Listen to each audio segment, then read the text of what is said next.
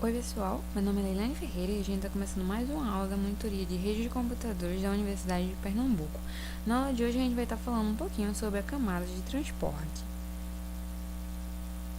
A camada de transporte, ela encontra-se situada primeiramente entre a camada de aplicação e a camada de redes, como vocês podem ver aí nessa imagem. Ela que é toda responsável pela transparência da camada de aplicação. Um protocolo da camada de transporte fornece comunicação lógica entre os processos de aplicação que rodam em hosts diferentes. E o que isso quer dizer? A gente pode entender um pouquinho vendo essa imagem que está aí. Ela está realizando a comunicação entre os processos que estão em hosts diferentes, como se eles estivessem se comunicando diretamente. Alguns conceitos básicos que a gente tem em camadas de transporte são, primeiramente, os processos, que são programas que estão sendo executados em um sistema final. Esses processos eles se comunicam através de troca de mensagens. E a gente tem também os sockets. Os sockets eles são análogos também a portas e significa que ele é um ponto final do fluxo de comunicação entre esses processos que a gente tinha falado anteriormente, e essa comunicação ela se dá através da rede. A internet em geral e o modelo mesmo do TCP/IP, eles disponibilizam dois tipos de protocolos de transporte para a camada de aplicação.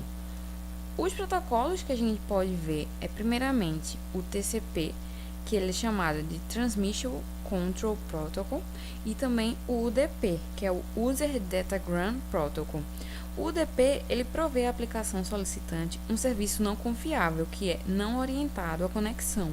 Já o TCP, pelo contrário, ele oferece um serviço confiável orientado à conexão.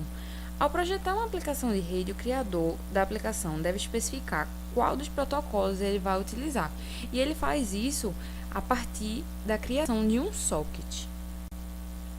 Falando um pouquinho sobre o TCP, ele usa um mecanismo que é chamado de Three-Way Handshake, que é como se fosse um aperto de mão triplo.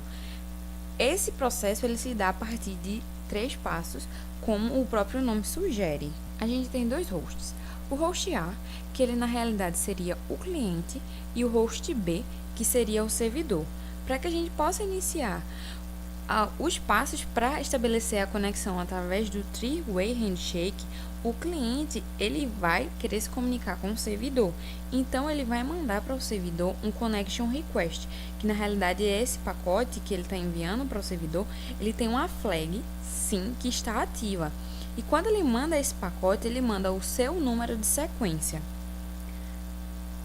Daí, o host B recebe esse pacote e vai ter que responder para o cliente. Ele vai mandar um ACK. Esse ACK é confirmando o recebimento da requisição com o número de sequência que o host A enviou para ele. Além do mais, o servidor ele também envia dentro desse pacote o seu próprio número de sequência. O terceiro passo é quando a conexão ela é estabelecida e são confirmados números de sequência, ou seja, tudo acabou dando certo. Outro exemplo que a gente tem é caso o host A ele envie uma mensagem para o host B e ele não receba nenhuma resposta. Qual seria o procedimento que ele faria então? Ele vai reenviar um novo pacote. Se o pacote sem ACK acabar sendo duplicado por causa desses possíveis reenvios, um dos pacotes duplicados ele deve ser descartado. Observe aí na imagem que o host B ele vai enviar a resposta referente à sequência do primeiro Connection Request que o host A enviou. E depois ele vai acabar enviando outro ACK referente ao segundo Connection Request que o host A fez.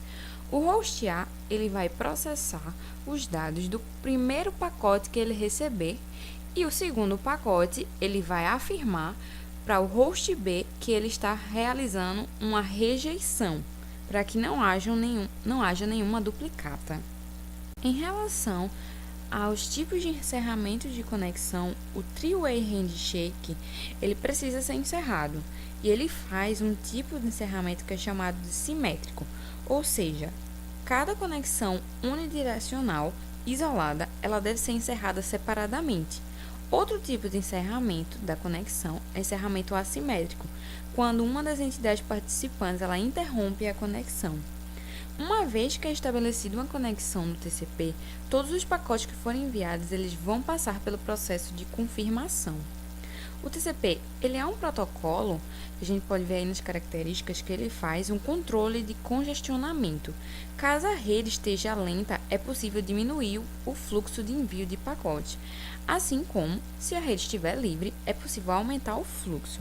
Esse controle ele é feito a partir do tempo de recebimento do pacote ACK, onde cada CK é recebido, é calculada uma média. E quando essa média é calculada, caso a média esteja aumentando ou diminuindo, existe o conhecimento de como se encontra a situação da rede.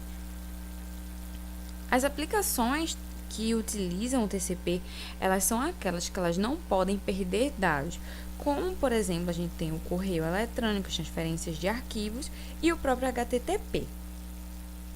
Falando um pouquinho sobre o UDP ele é um protocolo que ele é best effort, ou seja, os dados serão entregues ao destino, caso haja recursos para tal fim, não existindo a garantia da entrega. Seu cabeçalho ele contém dois campos, a porta de origem e a porta de destino. O trabalho do UDP consiste em repassar a mensagem para a porta de destino especificada ao processo que estiver rodando na camada de aplicação. O UDP ele não realiza estabelecimento de conexão para envio de pacote, não havendo nenhum estágio de conexão. O protocolo ele também não faz controle de congestionamento, como o TCP faz. As aplicações que utilizam o UDP são aquelas que não são sensíveis a perdas de dados. A gente tem um exemplo do DNS, do telefone pela internet e videoconferência e as recepções de áudios e vídeos. Por fim, a gente faz a pergunta: o UDP ele seria mais rápido que o TCP? Na realidade, a velocidade de entrega de pacotes ela não depende da camada de transporte, e sim da camada de rede. Não será o protocolo de transporte que fará o envio ser mais rápido ou mais devagar. O UDP ele apenas inicia a transmissão dele mais rápida que o TCP.